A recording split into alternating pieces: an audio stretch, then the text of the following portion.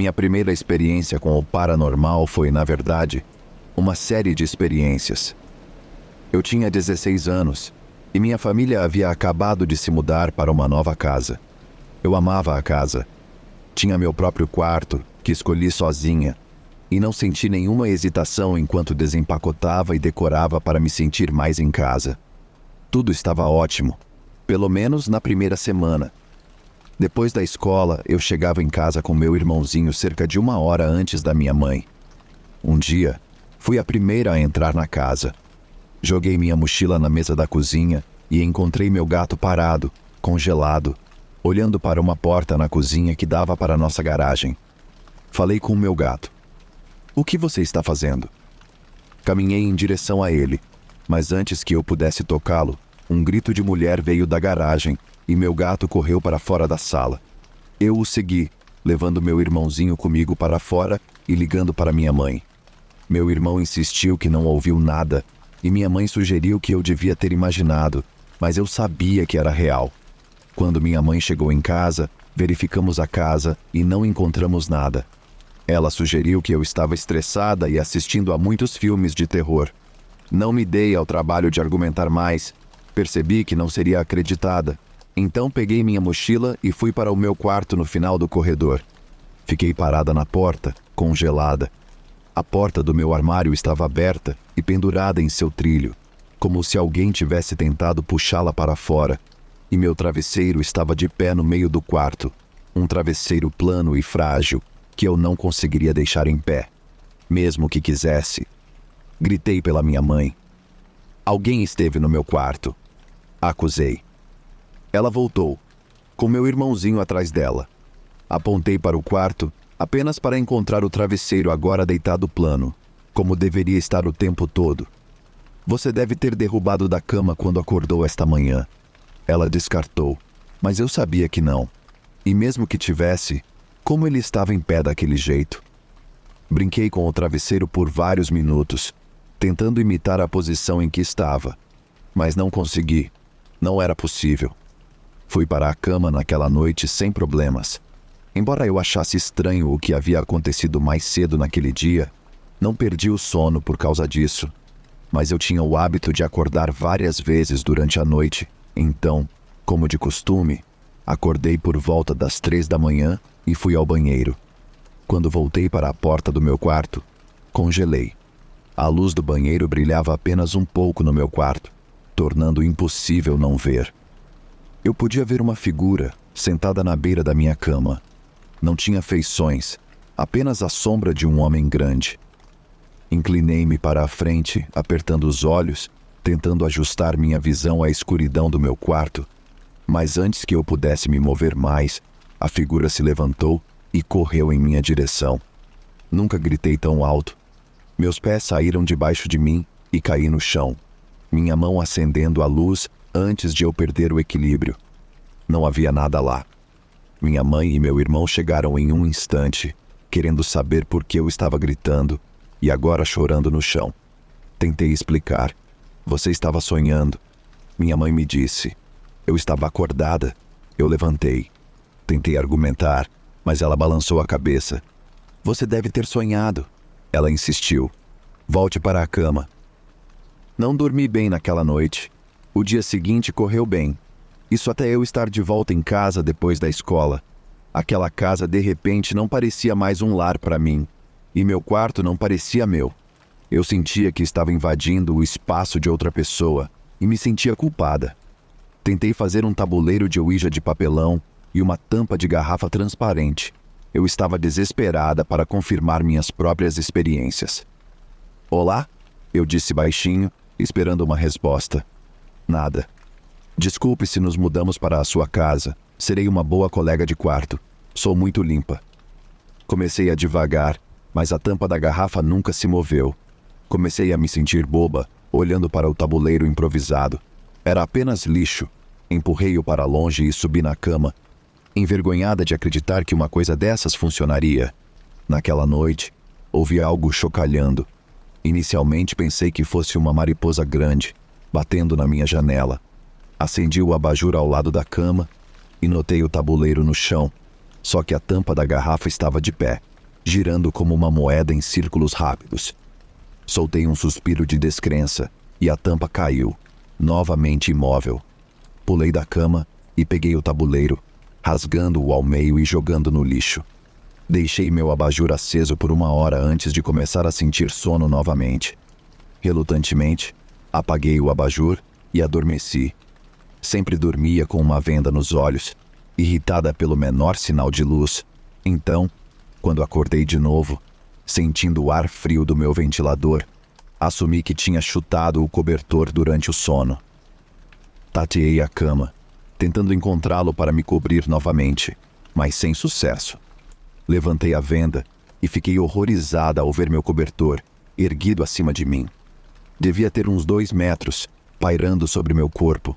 Movi-me rapidamente, tentando jogar meus pés para o lado e correr para a porta, mas o cobertor caiu e fui forçada de volta ao colchão, um peso me sufocando, como se alguém tivesse acabado de se deitar em cima de mim. Ofeguei por ar, tentando gritar, mas nenhum som saiu da minha garganta. Lembro-me de minhas pálpebras tremularem enquanto perdia a consciência pela falta de ar. Naquela manhã, acordei com a venda levantada, meu cobertor jogado de lado na cama e uma dor tomando conta do meu corpo. Eu sabia que não tinha imaginado. Saí do quarto e não consegui me conter ao encontrar minha mãe se arrumando para o trabalho no banheiro. Tentei explicar, mas ela não acreditou em mim. Ela nunca acreditou em mim. "Você estava sonhando", ela disse para mim. "Você pode ficar em casa hoje. Tente descansar um pouco." Concordei relutantemente e voltei para a cama, ainda assustada para realmente voltar a dormir. Fiquei deitada, rígida, esperando o som das chaves tilintando e da porta se fechando. Eu estava sozinha em casa. Rolei de bruços e chorei no meu travesseiro. Eu estava exausta, com dor e assustada. Por vários minutos fiquei deitada ali chorando, e então algo aconteceu. "Sinto muito pela sua mãe", uma voz masculina disse, claramente ao meu lado. Eu engasguei e me sentei rapidamente. Não havia ninguém. Eu não conseguia lidar com a ideia de ficar sozinha ali. Saí da cama e fui andando até a escola, algo que normalmente eu tinha medo de fazer, mas naquele momento eu estava mais apavorada com o que havia na minha casa. Nos mudamos daquela casa pouco tempo depois, porque minha mãe se casou, e toda a atividade relacionada parou, para meu alívio. Mas sempre me perguntei o que era aquilo e por que parecia interagir apenas comigo. Essa foi a primeira e mais forte presença que já encontrei.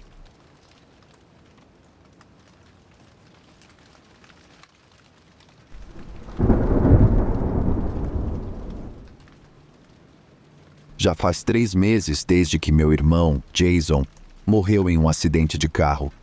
O luto foi insuportável, mas o que está acontecendo agora é algo diferente, algo que eu não consigo explicar, e eu preciso de conselhos antes de perder a cabeça. Jason e eu éramos próximos, mais próximos do que a maioria dos irmãos. Crescemos em uma pequena casa onde compartilhávamos tudo, segredos, sonhos, até medos. Quando ele morreu, uma parte de mim foi com ele. Mas ultimamente, comecei a sentir que ele não se foi completamente. Tudo começou algumas semanas após o funeral. Eu estava deitada na cama, incapaz de dormir, quando ouvi um som fraco de estática vindo do velho rádio que costumávamos guardar no porão. Aquela coisa não funcionava há anos, então pensei que talvez fosse apenas interferência de outro dispositivo. Mas quando desci para verificar, o rádio estava ligado, sintonizado em estática. Os pelos da nuca se arrepiaram. Eu não tocava naquele rádio há muito tempo. Eu o desliguei e voltei para o andar de cima, mas naquela noite tive o sonho mais vívido. Jason estava lá, sentado na beira da minha cama. Ele parecia como antes do acidente, vivo, sorrindo. Ele não disse nada, apenas me olhou com aqueles olhos familiares. Acordei encharcada de suor, mas convencida de que era apenas um sonho. Então, começaram as mensagens. Eu encontrava bilhetes com a caligrafia de Jason, sua inclinação característica, em pedaços de papel espalhados pela casa. Eles diziam coisas como: "Estou aqui" e "Me ajude". Achei que estava enlouquecendo, mas quando mostrei um para nossa mãe, o rosto dela ficou pálido. Ela também reconheceu a caligrafia dele, e o olhar de medo em seus olhos me disse que eu não estava imaginando isso. A gota d'água foi a mensagem de voz. Ontem à noite, recebi uma ligação de um número desconhecido. Quando ouvi a mensagem, era apenas estática no início, mas então eu ouvi. Era a voz de Jason, fraca, mas inconfundível, dizendo meu nome. Sam, me ajude. Eu reproduzi a mensagem várias vezes, tentando me convencer de que era um erro, mas eu conheço a voz do meu irmão. A mensagem ainda está no meu telefone. Mostrei para alguns amigos próximos e todos ouviram também. Eu não sei o que fazer. Se isso é Jason, o que ele quer? Ele está preso em algum lugar, tentando entrar em contato comigo, ou minha mente está pregando peças porque eu não consigo deixá-lo ir? Estou apavorada com o que pode acontecer a seguir. Preciso de conselhos. Como posso ajudar meu irmão? Ou como posso fazer isso parar antes que me deixe louca?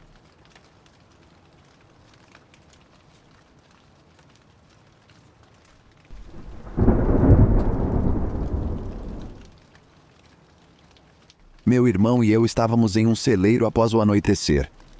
Esse celeiro é particularmente assombrado, já que fica ao lado de uma casa abandonada, onde os dois proprietários morreram e, muito provavelmente, estão enterrados do lado de fora. Nós tínhamos permissão para estar lá, pois nossos pais eram amigos dos netos desses dois proprietários. Enfim, vamos à história. Estávamos nesse celeiro depois do anoitecer para tentar ver alguns pássaros dormindo, já que andorinhas do celeiro vivem lá. Primeiro, deixe-me dar uma ideia da estrutura do celeiro. Ele tem 2 portas. A segunda porta fica perto do interruptor de luz, mas não abre. Então temos que ir até o interruptor de luz desde a porta, atravessando o celeiro escuro. Depois de vermos alguns filhotes de pássaros dormindo, muito fofos, aliás, recomendo, decidimos atravessar o celeiro até o outro lado para ligar o interruptor de luz. Depois de ligá-lo, ficamos por lá por um tempo, basicamente sem fazer nada, exceto conversar. Eventualmente, ficamos entediados, e eu dei meu telefone para o meu irmão, para que ele pudesse usar a lanterna assim que desligasse as luzes para navegar pelo celeiro. Fiquei perto da porta da frente do celeiro, esperando-o voltar. De repente, ouvi ele chamar meu nome nervosamente. Jonas. Sim? Eu só queria ter certeza de que você estava aqui. Pelo tom de voz dele, percebi que estava nervoso, mas não sabia o motivo. Depois o vi andando rápido pelo celeiro. Não pensei muito nisso enquanto abríamos a porta e saíamos. Estávamos voltando para casa, moramos perto desse celeiro, quando ele de repente se vira para mim e diz: agora que estamos longe do celeiro, posso te contar uma coisa? Sim. Eu sei quando meu irmão está mentindo. Ele mal consegue e sempre acaba rindo. Mas dessa vez foi diferente. Ele parecia muito assustado e tinha um tom de voz meio trêmulo. Ele me conta o que viu no celeiro que o deixou tão nervoso. Quando ele estava passando a lanterna pelo celeiro, rapidamente iluminou uma figura alta.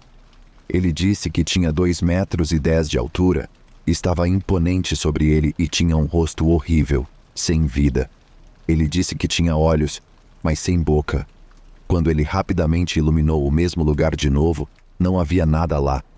Foi quando ele disse meu nome, pensando que eu estava de alguma forma pregando uma peça nele ou algo assim. Mas quando eu disse que estava perto da porta da frente do celeiro, foi aí que ele começou a surtar. Outra coisa é que ambos sentimos como se estivéssemos sendo observados no celeiro, mas realmente não demos importância, já que você tem essas sensações estranhas o tempo todo. Quando as luzes estavam apagadas no celeiro, senti uma sensação estranha de tontura, mas não pensei automaticamente: ah, é um fantasma mexendo comigo. Esse é o fim da história. Nada realmente aconteceu depois disso.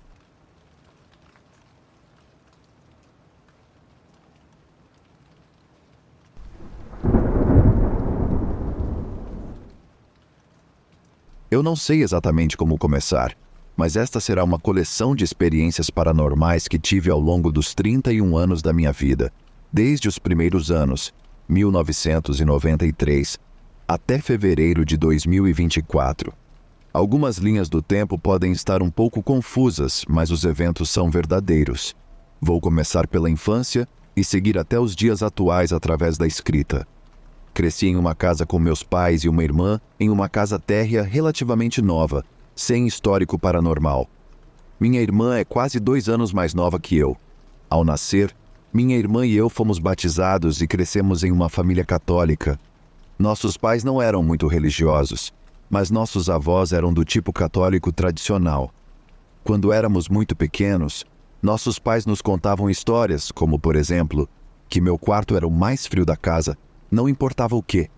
Isso podia ser causado pela forma como a ventilação foi projetada para a casa, então não era algo tão estranho.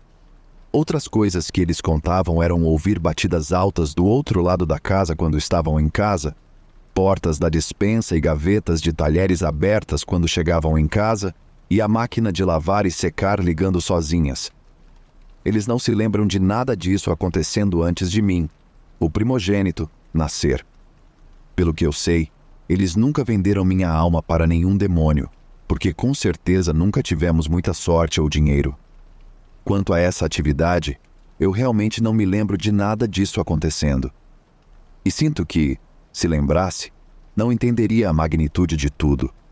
Um caso que eu lembro é de quando tinha cerca de 7 anos e estava na casa de um amigo próximo. Estávamos sentados no chão do quarto dele jogando Yu-Gi-Oh! Ele tinha uma daquelas pequenas TVs da Nickelodeon e o controle remoto estava no chão. Enquanto jogávamos, o controle remoto ia para debaixo da cama dele e voltava em nossa direção. Ficamos apenas olhando para isso em admiração. Sem perceber que isso era completamente insano, seguimos nossas vidas como se nada tivesse acontecido. Avançando para a infância e adolescência, as coisas começaram a se intensificar. Minha irmã começou a dizer para minha mãe e eu que estava vendo sombras e se sentia desconfortável. Minha mãe também nos disse que via sombras, e isso acontecia de forma intermitente. Eu nunca tinha visto o que elas estavam falando, e fiquei agradecido por isso. Tudo o que lembro naquela época era de ouvir passos do lado de fora do meu quarto. Desde então, nos mudamos para um trailer devido a algumas questões trágicas da vida, e minha mãe nos dizia que era algum animal debaixo do piso causando os ruídos. Na época, eu acreditei nisso, mas olhando para trás, não tem como ser verdade. Os passos eram constantes até eu me mudar. Fiquei nessa casa dos 5 anos até os 22. Crescendo, eu sempre passava a noite na casa de amigos para jogar Halo em festas de LAN e tentávamos recriar as comidas que víamos no Epic Meal Time. Um dos meus amigos tinha algumas coisas paranormais acontecendo por lá. Não posso afirmar que esses eventos estavam relacionados com o que eu passava, mas acho que foi uma coincidência maluca. Ele nos disse que acreditava que uma garotinha estava assombrando sua casa e já havia lidado com várias coisas, como ruídos e avistamentos. Em uma noite específica, lembro de estar deitado no chão, indo dormir após outra sessão intensa de jogos, e pude ouvir uma música suave de carrossel. Aguentei por alguns minutos. Finalmente disse: "Ei, você pode desligar o volume do seu DS? Não conseguimos dormir." Acontece que ele estava profundamente adormecido e não era ele. Depois que o acordei, ficamos apenas sentados e olhando um para o outro. Ele me disse que tinha brinquedos no sótão e que achava que a garotinha estava brincando com eles. Então, como adolescentes racionais, decidimos caçar fantasmas. Na época, o programa do Sci-Fi, Ghost Hunters, com a equipe do TAPS, era enorme. Pegamos um gravador antigo e começamos a andar pela casa, fazendo perguntas e esperando uma resposta. Finalmente, criamos coragem para subir ao sótão de onde vinham os ruídos e começamos a fazer uma sessão clássica de EVP. Estava completamente escuro, exceto por uma pequena lanterna que trouxemos. Havia 5 de nós sentados nas vigas, fazendo perguntas que vinham à mente. Depois de um tempo e sem respostas audíveis, Encerramos e descemos, mas deixamos o gravador lá por um período de tempo que não me lembro. Quando reproduzimos a fita até o ponto em que fechamos o sótão e todos estávamos de volta ao térreo, conseguimos gravar uma garotinha dizendo mamãe e ficamos apavorados. Queríamos encontrar algo, mas não achávamos que realmente encontraríamos. Avançando um pouco para o ensino médio, minha mãe me perguntava se eu estava movendo frascos de shampoo no banheiro dela. Como um típico adolescente travesso, eu adorava fazer pegadinhas, mas dessa vez não era eu, e minha irmã não é esse tipo de pessoa. Isso acontecia uma vez por mês, mais ou menos. Além disso, as luzes acendiam e apagavam sozinhas. Minha mãe encontrava maneiras de desmentir as coisas para não nos assustar. Outro incidente importante eram as portas que abriam e fechavam sozinhas, mas era sempre a porta do meu quarto. Da onde meu pai costumava passar as noites jogando Team Fortress até as primeiras horas da manhã, ele podia ver a minha porta. Ele me perguntava pela manhã se eu havia levantado na noite anterior, e nunca era eu que abria a porta. Minha mãe tentou algumas vezes defumar a casa para purificá-la de espíritos malignos, mas isso não resolveu nada. A atividade nunca diminuía nem aumentava, como se ela nunca tivesse feito nada. No ensino médio, decidi seguir os passos da família e começar uma carreira em bombeiros ou paramédicos. Fiz um curso de atendimento de emergência no ensino médio e me formei com o certificado. Logo após me formar, entrei para um corpo de bombeiros voluntário para ganhar experiência com a esperança de seguir carreira. Cerca de 3 anos após o ensino médio, minha avó faleceu. Eu era muito próximo dela e sua morte foi repentina. Ela sempre foi uma grande incentivadora para que eu me esforçasse e alcançasse meus sonhos. Consegui um emprego em uma grande empresa de ambulâncias e estava ansioso para começar. Na noite anterior, preparei tudo como se fosse o primeiro dia de aula, pronto para meu primeiro dia. Por volta das 4 da manhã, enquanto eu estava dormindo no meu quarto, lembro de acordar com a porta se abrindo e uma figura baixa parada no batente, sem traços distinguíveis. Enquanto olhava para ela, não senti medo ou nervosismo e não percebi nenhuma maldade. A porta se fechou após 15 segundos e eu fiquei sentado por um tempo processando tudo. Essa foi a primeira vez que eu vi pessoalmente as figuras sombrias que minha família falava. Naquela manhã, contei à minha mãe o que aconteceu e ela disse que não foi ela quem abriu a porta. Ela sugeriu que poderia ter sido minha avó verificando como eu estava no meu primeiro dia. Ela tinha cerca de 1,60 de altura. Então, na minha cabeça, aquilo fazia sentido com o que eu vi, e continuei com a vida. Avançando alguns anos, agora sou bombeiro paramédico em um departamento de carreira e estou noivo do meu amor do ensino médio.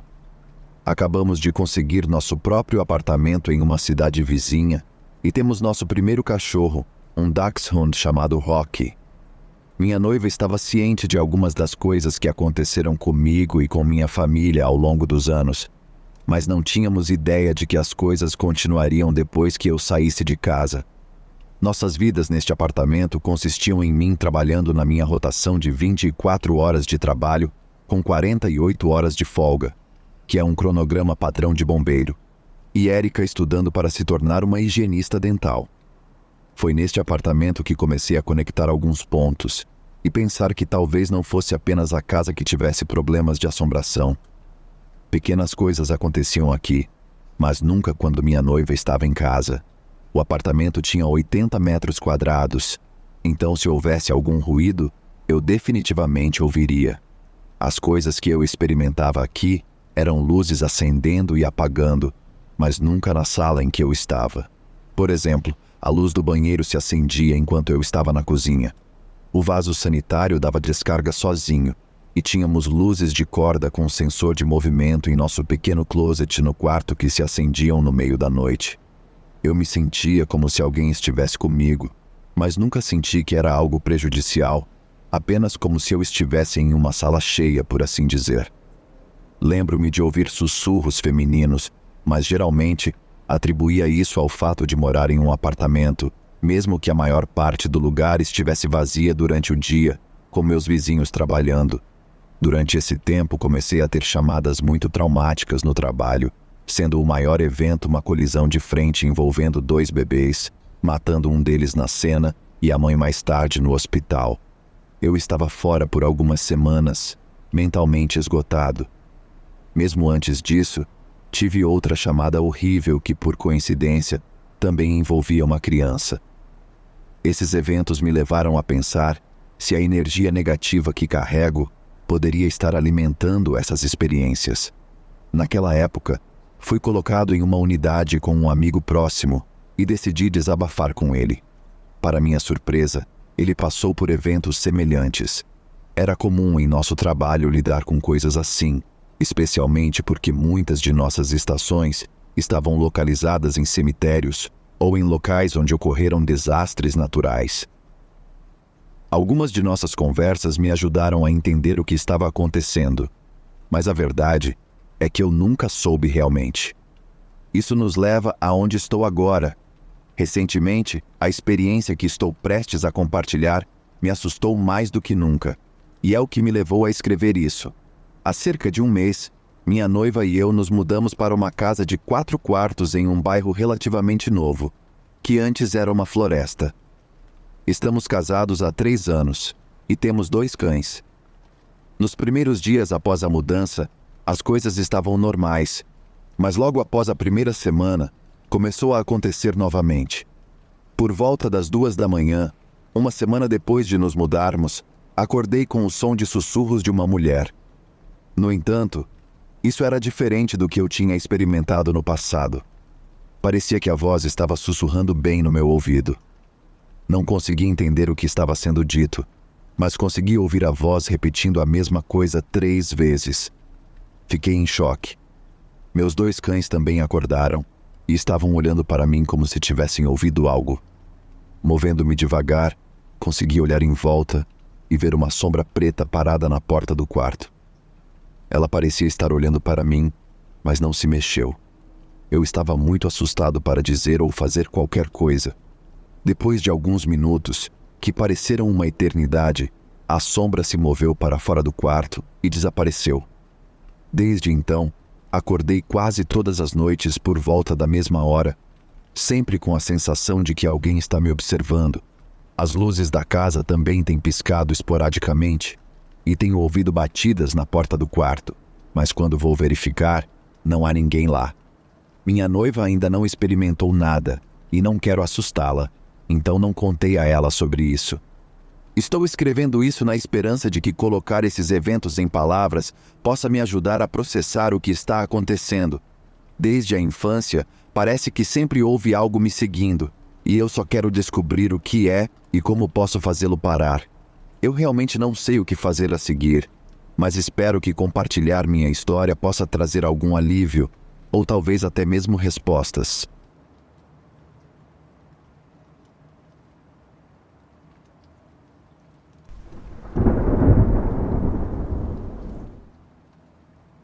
Olá a todos! Estou tentando entender algo que vi há pouco menos de 2 semanas. Para contextualizar, meu namorado, 27 anos, e eu, 27 anos, alugamos uma van camper e acampamos por todo o Parque Nacional de Yellowstone durante uma semana, ficando em diferentes acampamentos ao longo da semana para ver o máximo possível do parque. A van em que estávamos era pequena, feita pela empresa de aluguel, então tínhamos um banco na frente para 2 passageiros e na parte de trás da van havia a cama com um teto muito baixo. Tínhamos uma cortina para bloquear a visão da cama a partir do para-brisa e 3 protetores solares que colocávamos nas janelas para garantir privacidade. Uma das portas deslizantes na parte de trás da van não tinha janela, apenas a estrutura metálica da porta, o que será importante mais tarde. Era muito cedo na manhã do nosso 4º dia de viagem. Não sei exatamente que horas eram, mas, se tivesse que adivinhar, seria entre 4 e 5 da manhã, e o sol ainda não havia nascido. Eu havia acordado e meu namorado ainda estava dormindo. Fiquei deitada apenas ouvindo os sons da natureza, quando, de repente, vi uma luz laranja circular aparecer na janela mais próxima de mim. Ela se moveu ao redor de toda a van, e eu tinha certeza de que alguém estava do lado de fora da van, usando uma lanterna para tentar olhar para dentro. Mas era estranho porque a luz se movia de forma lenta e suave, e eu não conseguia ouvir ninguém andando diretamente fora da van, o que eu deveria ser capaz de ouvir se isso estivesse acontecendo. Eu estava completamente paralisada de medo e simplesmente sentia que havia mais alguém lá fora. Eu orava para que meu namorado acordasse, mas estava tão assustada que não conseguia me mover ou fazer um som. Apenas me encolhia mais perto dele para me acalmar. A luz se moveu ao redor de toda a van. Tinha o tamanho de uma bola de softball. Era de um laranja suave, semelhante à cor criada por aquelas lâmpadas de pôr do sol, mas com um tom um pouco mais escuro no centro. Fez um círculo completo ao nosso redor na parte de trás, e então, simplesmente, desapareceu. Eu tinha certeza de que alguém havia caminhado silenciosamente ao redor da van e usado uma lanterna para nos observar. Então, algum tempo depois que a luz desapareceu, acordei meu namorado para contar sobre o voyeur que tivemos. Ele tentou racionalizar e pensar no que poderia ter sido, até que o fiz sentar na parte de trás da van enquanto eu gravava um vídeo e caminhava ao redor da van com uma lanterna para tentar mostrar a ele o que eu havia visto. Quando assisti ao vídeo, fiquei confusa no início porque a luz da lanterna era muito branca para coincidir com o que eu tinha visto, e também a luz da minha lanterna não conseguia passar pela porta traseira da van, que não tem janela.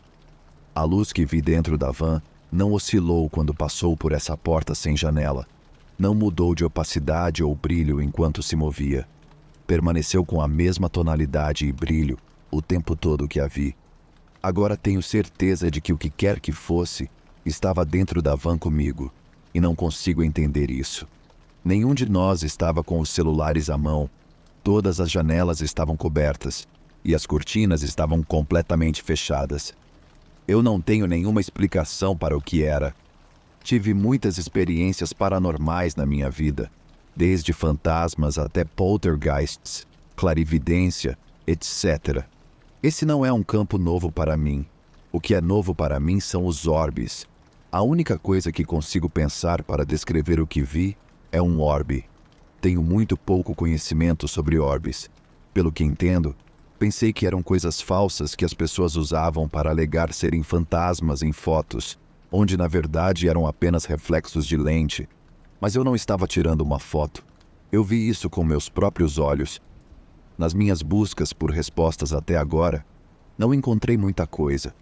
Achei um vídeo que alguém postou no subreddit do Ring, perguntando o que era o orbe em seu vídeo, e mesmo que as pessoas estivessem dizendo que era apenas um inseto na lente, é a coisa mais próxima que encontrei, que se assemelha ao que vi e como se movia.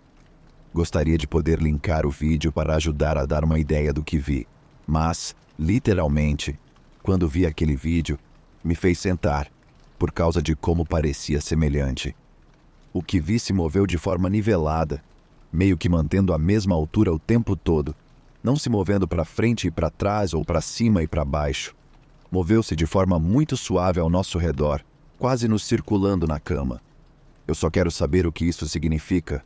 Geralmente, minhas interações com espíritos são muito claras para mim, e sou capaz de dizer com certeza que era um espírito. Estou falando como se fosse algum tipo de médium? Tive talvez 7 encontros em meus 26 anos de vida. Isso me fez congelar. Tudo o que pude fazer foi me agarrar ao meu namorado e ficar parada e silenciosa enquanto assistia sem piscar. No momento, realmente pensei que alguém estava do lado de fora da van, sendo assustador, mas eu sei que não ouvi nenhum passo.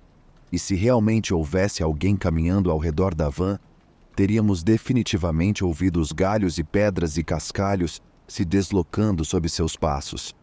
Não há como qualquer tipo de farol parecer assim, e também não há como qualquer tipo de luz estar entrando por causa das cortinas e protetores solares. E o sol ainda não havia nascido, o que eu podia perceber, porque as bordas das janelas que os protetores solares cobriam ainda não haviam começado a clarear com a luz do dia. Mas acima de tudo, nenhuma luz pode passar pela porta sem janela. Então, como? Eu só quero entender isso. Estou tranquila se for uma resposta simples de que sim.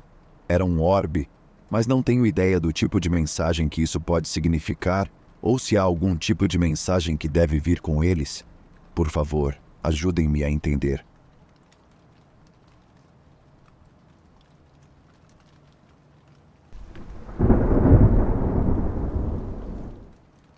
Eu e meus amigos idiotas achamos que seria divertido conversar com os espíritos praticamente todos os dias durante um verão. Regularmente, pegávamos um tabuleiro feito em casa para ver o quanto poderíamos nos divertir. Como faz muito calor para fazer qualquer coisa ao ar livre nessa época do ano, tínhamos que encontrar coisas para manter nossos eu de 15 anos entretidos na pequena casa de Jennifer, nos anos 90. As coisas começaram de forma casual e crível. Sou um adolescente que morreu em um incêndio. E sou uma mulher idosa que morreu de causas naturais. Coisas assim, até ficarem perturbadoras. Eu nunca tive um corpo, mas posso experimentar a vida aqui se você disser que me aceita.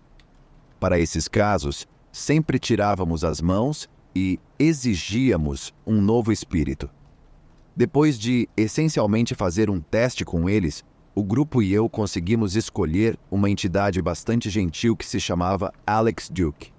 Alex disse que poderíamos falar com ele praticamente sempre que quiséssemos. Ele tinha 8 anos e não queria atravessar para o outro lado porque gostava de observar as pessoas em suas vidas e estava fazendo isso há centenas de anos. Parecia besteira, mas tanto faz. Era um tabuleiro Ouija. Tudo era meio besteira, certo? Ai, tudo estava indo bem por cerca de uma semana. Ele nos contava coisas sobre outras pessoas do bairro, com sua ortografia sempre ruim, e sempre era uma fofoca quente. Nós éramos tão educados, sempre agradecendo e elogiando. Obrigado. E você é tão adorável. Meu Deus, que vergonha, eu sei. E de vez em quando mencionávamos Alex em piadas e conversas casuais quando não estávamos jogando. Ele era meio que uma quarta roda por alguns dias. Então ficou estranho. Alex revelou que nosso jogo estava atraindo espíritos ruins para a propriedade. Ele disse que não deveríamos falar tanto com ele, mas se o chamássemos quando começássemos, ele tentaria ocupar o espaço para que eles não pudessem falar conosco. Nos sentimos tão protegidos por esse pequeno cara, por mais brega que pareça. Alex estava sempre por perto e disposto a conversar quando nos sentávamos para bater papo.